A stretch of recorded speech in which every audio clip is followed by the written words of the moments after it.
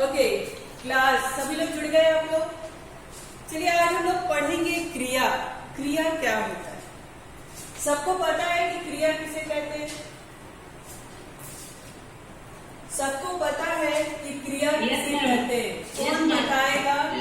कौन बताएगा क्रिया? हाँ बताइए। One by one. हाँ बताइए कि क्रिया किसे कहते हैं? हाँ बताइए। कोई एक बताए, कोई एक बताए।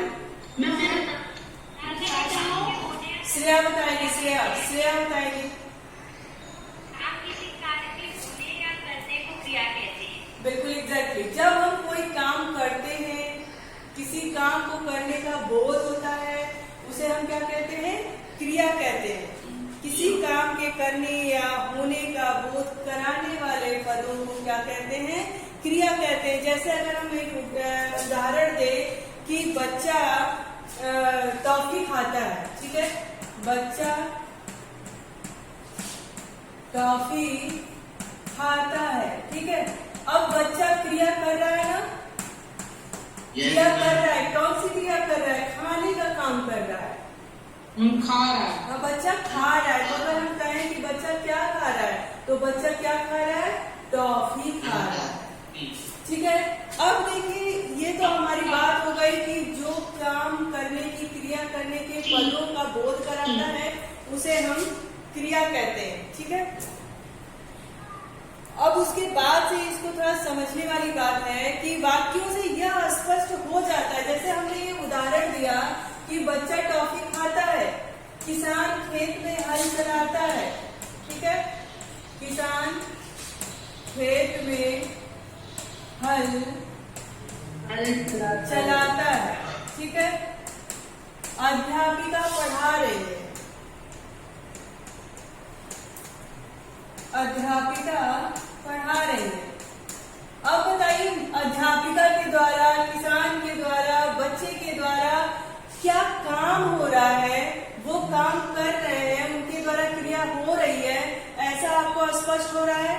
हो रहा है ना? आपके इस वाक्यों के जरिए वाक्य जब आपने देखा तो इसमें आपको स्पष्ट हो गया कि इसमें क्या हो रही? क्रिया हो रही है, क्रिया करने का बोध हो रहा है, ठीक है। अब देखिए धातु क्या है? धातु आपको पता है कि किसे कहते हैं? धातु पता है किसे कहते हैं? सभी क्रियाओं में कुछ अंश, हाँ वही कह रहे हैं कि सभी क्रियाओं में कुछ अंश समान रूप से विद्यमान होते हैं। जैसे आना, आया, आता, आओ, आइए, है ना। मतलब इनका कहने का मतलब कि जब कोई वाक्य हम बनाते हैं तो कुछ शब्द ऐसे होते हैं जो समान होते हैं। किसी व्यक्ति को देख कर करके हम उसको उसमें बदलाव नहीं लाते हैं, ठीक है। वही कह रहे कि है में आदि में आ जो है वो समान रूप से। आप बताइए, जैसे आना है, आना, जाना, गाना, इसमें क्या है? ये जो आ है जाना, इसमें भी आ है, गा, इसमें भी आ है, आइए, इसमें भी आ है। वही कह रहा है कि कुछ धातु रूप ऐसे होते हैं जिसमें कुछ चीजें, जो कुछ अंश होते हैं वो समान होते हैं। क्रियाओं के ऐसे अंश को धातु कहते हैं, ठीक है। क्रियाओं के ऐसे अंश को, यानी जो धातु की बात की गई है वो किसकी की गई है? इसको की गई है। धातु में कहा गया है कि क्रियाओं के कुछ ऐसे अंश होते हैं जो समान होते हैं। अब आना क्या है? क्रिया है। जाना क्या है? क्रिया है। गाना क्या है? क्रिया है। आइए क्या है? क्रिया है। लेकिन इन सब में अगर एक कोई समान, एक जैसा क्या है, तो हर में आ की आवृत्ति, ये आ है, ये धातु है और इसी को अंश भी कहा गया है, ठीक है। ये क्या है? ये समान है, एक समान है। इसमें इन सारे शब्दों में आ क्या है? कॉमन है, समान है। अब देखिए, जैसे किसी में कोई अंश समान होता है ना। अब हमने हमेशा पढ़ा है कि धातु में यदि ना लग जाए तो क्रिया के होने का बोध होता है। जैसे हम मान लीजिए पढ़ है, ठीक है, लेकिन अगर इसी में हमने ना जोड़ दिया तो पढ़ना हो गया, यानी क्रिया करने का बोध हो रहा है। सीख है। अब सीख में मैंने ना जोड़ दिया, यानी सीखना, वो क्रिया किसकी कर रहा है? सीखने की क्रिया कर रहा है। आ है, अभी हमने बताया आपको। जा है, अभी बताया हमने आपको, है ना। हंस शब्द है, लेकिन इसमें ना लग गया, ना धातु लग गया, तो क्या हो गया? हंसने की क्रिया हो रही है। अब आपको समझ में आया कि क्रिया क्या है, कैसे उसको उसके धातु रूप से समझ सकते हैं, और क्या चीजें उसमें कॉमन होती हैं, और किस चीज की वजह से, कौन से अंश की वजह से उसमें क्रिया हो रही है, ऐसा बोध होता है। आया समझ में?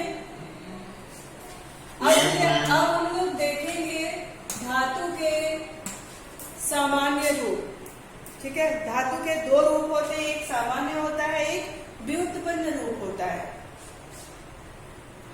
अब सामान्य रूप किसे कहते हैं? धातु के रूप। पहला क्या है? सामान्य। दूसरा क्या है? व्युत्पन्न। ठीक, अब देखिए सामान्य किसे कहते हैं? सामान्य का मतलब आपको पता ही है, जो एक जैसा दिख रहा हो, समान हो, जिसमें समानता हो। तो कह रहा है कि मूल रूप में ना प्रत्यय लगाने से जो रूप बनता है उसे सामान्य धातु कहते हैं।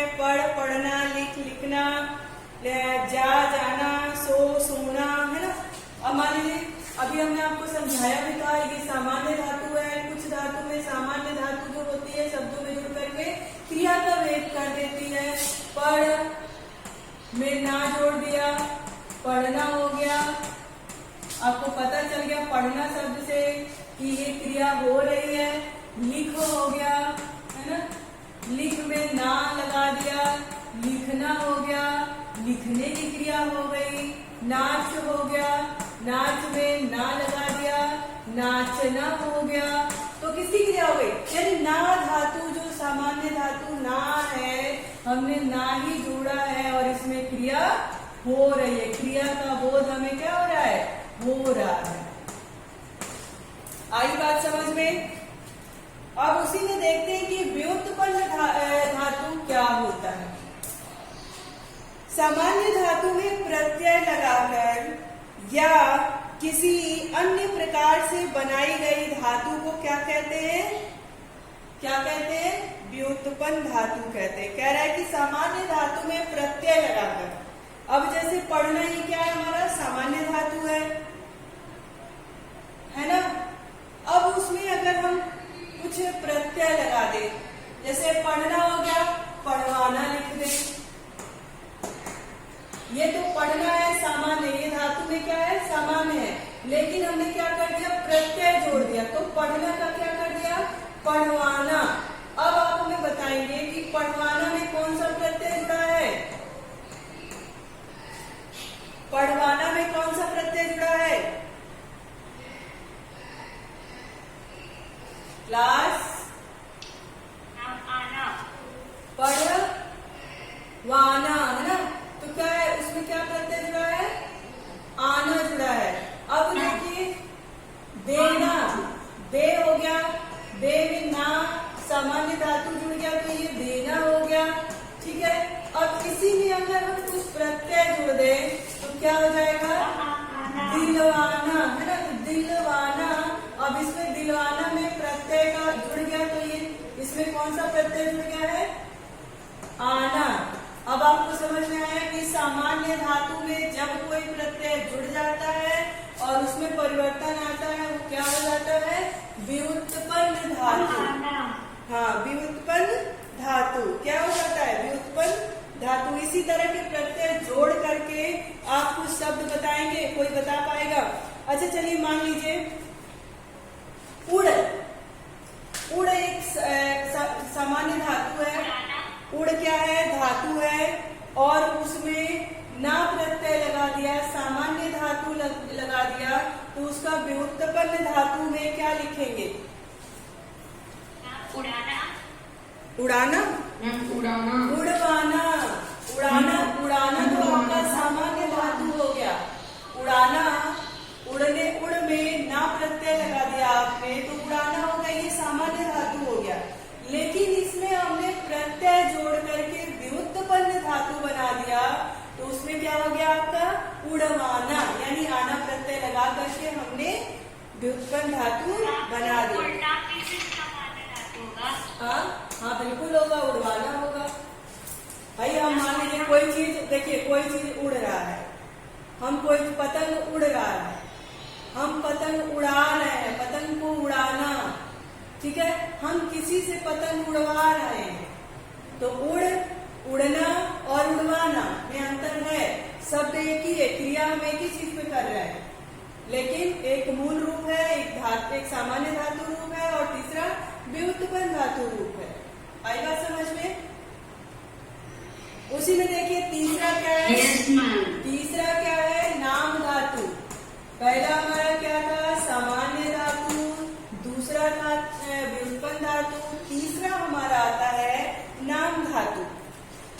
देखिए संज्ञा, सर्वनाम और विशेषण शब्दों में प्रत्यय लगाकर, ध्यान दीजिएगा, संज्ञा, सर्वनाम, संज्ञा,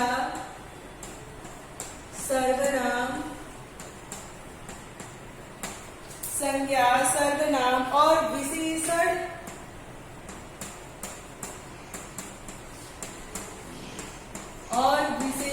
शब्दों में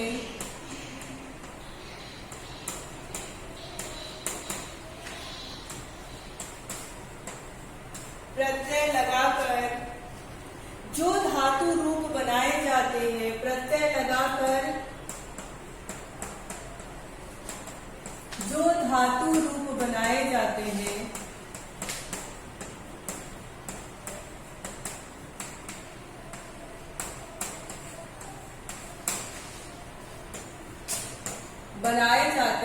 उसे क्या कहते हैं? नाम धातु कहते हैं।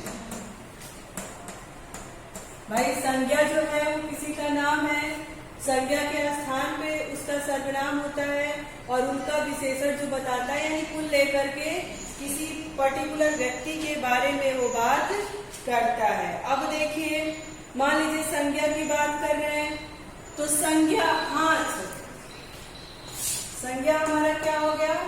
हाथ।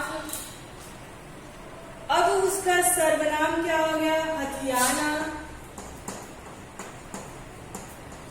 संज्ञा में हाथ, हथियाना, ये संज्ञा शब्द है। हाथ, हथियाना और उसके बाद से विशेषण में क्या हो जाएगा हमें? गरम, गरमाना। सर्वनाम में क्या होगा? आप और अपना, आप और अपना या अपनाना। आया बात समझ में? ये क्या हो गया? ये नाम धातु हो गया। अपनाना, किसी को अपनाना क्या हो गया? विशेषता हो गया। भाई उसके अंदर ऐसी क्षमता है कि उसने किसी को अपना लिया। हाथ, हाथ हमारा हाथ है और मैंने किसी चीज को हथिया लिया। गरम, यह आइसक्रीम क्या है? गरम है या आइसक्रीम ठंडा है? उस आइसक्रीम की विशेषता बता रहा है कि ये आइसक्रीम गरम है या तो ठंडा है। और गरमाना है ना, ठंडा करना, ये सब क्या है? नाम धातु की क्रिया है। ठीक है। सर्वनाम में भी है, संज्ञा के स्थान पे उसका नाम हम लेते हैं।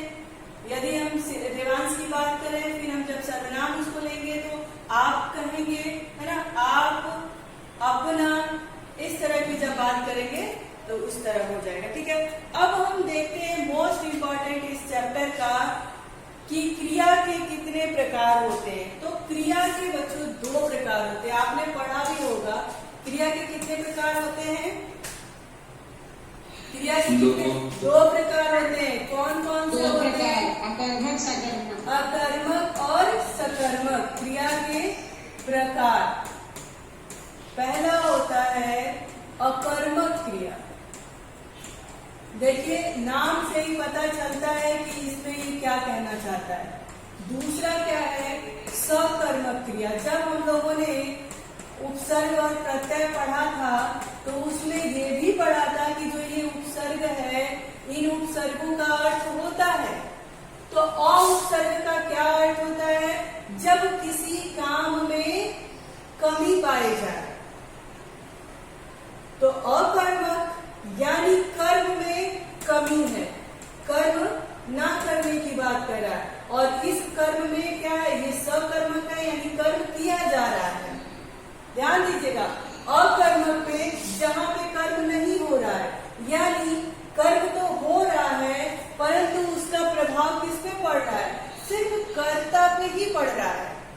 जो कर्म कर रहा है उसका प्रभाव सिर्फ कर्ता पे पड़ रहा है, इसलिए यहाँ पे क्या हो जाएगा? अकर्मक क्रिया हो जाएगा। सकर्मक क्रिया की बात करें तो यहाँ पे जो कर्ता है यानी जो काम करने वाला है उसका प्रभाव कर्म पर भी पड़ता है, यानी जो काम कर रहा है उस पर भी प्रभाव होता है, यानी उसके अलावा औरों पर भी प्रभाव पड़ता है। तो अकर्मक क्रिया जहां पर किए गए कामों का प्रभाव सिर्फ कर्ता पे ही पड़े, उसका लाभ जो है उसका फायदा सिर्फ कर्ता को मिले, वहां पे अकर्मक क्रिया हो गया। सकर्मक क्रिया में ये होता है कि जब किए गए कामों का प्रभाव कर्म पर पड़ता है अर्थात कर्ता को छोड़कर दूसरे पे पड़ता है, वहां पर क्या होता है? सकर्मक क्रिया होती है। अब जैसे मान लीजिए अकर्मक क्रिया पहले की बात कर ले हम, इसका उदाहरण हम दे, लड़की हंस रही है, लड़की हंस रही है। भाई क्रिया तो ये कर रही है, कौन सा काम कर रही है? हंसने का काम कर रही है, ठीक है। लड़की हंस रही है, ये लड़की है, ये क्या कर रही है? हंस रही है। इस लड़की के द्वारा काम तो हो रहा है, इसमें तो कोई डाउट नहीं है, ठीक है। लेकिन लड़की हंस रही है, चिड़िया उड़ रहा है, तोता बोलता है, इनका व्यापार फल और दोनों कर्ता में है। क्या है? इनका व्यापार और फल, यानी इनका जो काम और इसका जो फल है वो दोनों किसके ऊपर है? कर्ता के ऊपर। यहाँ पे लड़की हंस रही है, हंसने का काम कौन कर रहा है? लड़की कर रही है, यानी ये कौन है? कर्ता है। और ये हंसने का इसको फल किसको मिल रहा है? कर्ता को ही मिल रहा है। कह रहा है कि कर्ता पे क्रिया करने का भी फल मिलता है और उसका फल जो मिलता है उसे कर्ता को मिलता है, इसलिए क्या हो गया? अकर्मक क्रिया हो गई। आया बात समझ में? देखिए, जिस क्रिया का फल कर्म पर न पड़कर कर्ता पे पड़ता है उसे अकर्मक क्रिया कहते हैं। इसमें किसी कर्म की आवश्यकता नहीं होती। अब आप मान लीजिए आपके पास एक प्रश्न हो रहा होगा, लड़की काम तो कर रही है, हंसने का काम कर रही है, लेकिन अगर आप बताइए कि आप खड़े होकर के यहाँ पे 2 घंटा कुछ जोर जोर से हंस लीजिए, आपके हंसने से काम तो आपने किया, आपकी एनर्जी तो वेस्ट हुई, लेकिन उस हंसने से सीधा असर किसके ऊपर पड़ा? आप ही के ऊपर पड़ा। आपके हंसने से किसी और को कोई फायदा नहीं हुआ। हुआ क्या? बताइए। No ma'am. नहीं हुआ ना? तो यहाँ पे क्या हुआ? अकर्मक क्रिया हुआ। अकर्मक क्रिया हुआ। चिड़िया उड़ रही है, उड़ने दो, उसका काम है उड़ना। चिड़िया उड़ रही है तो चिड़िया उड़ने का प्रभाव चिड़िया के ऊपर ही पड़ रहा है। उसके उड़ने से ऐसा नहीं हो रहा है कि उसके साथ उसके पंखों पे देवांश भी बैठ के उड़ रहा है, ऐसा नहीं है ना। सिर्फ कौन उड़ रहा है? चिड़िया उड़ रही है। यदि उसके पंखों पे बैठकर श्रेया या फिर क्लास 8 के सारे बच्चे उड़ते तब वहां पर क्रिया होती और उसके कर्ता का प्रभाव कर्म पर भी पड़ता, परंतु ऐसा नहीं हो रहा है। क्या हो रहा है? चिड़िया उड़ रही है तो चिड़िया सिर्फ स्वयं के लिए उड़ रही है, यानी उसके कर्म का प्रभाव, उसके कर्म का जो फल है सिर्फ चिड़िया पर ही पड़ रहा है, इसलिए वो क्या है? अकर्मक क्रिया है। आई बात समझ में? आई बात समझ में? यहाँ तक कोई, यहाँ अकर्मक क्रिया में कोई डाउट है आप लोगों को? No ma'am. क्लियर है कि अकर्मक क्रिया क्या होती है? चलिए अब हम देखते हैं सकर्मक क्रिया।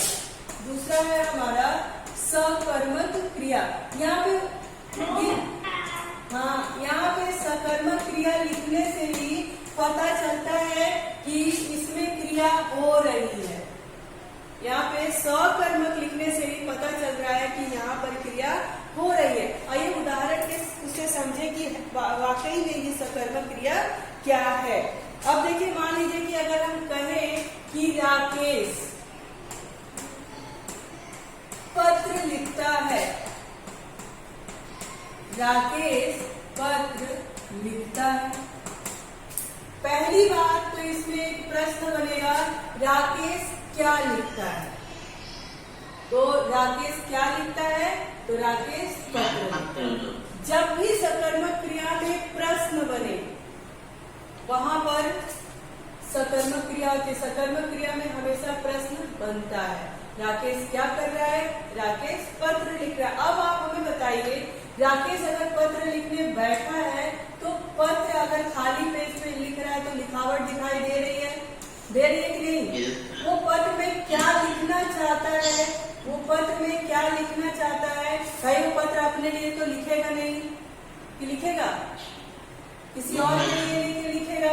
यानी यहाँ पर कर्म हो रहा है, यह हमको वाक्य से समझ में आ रहा है।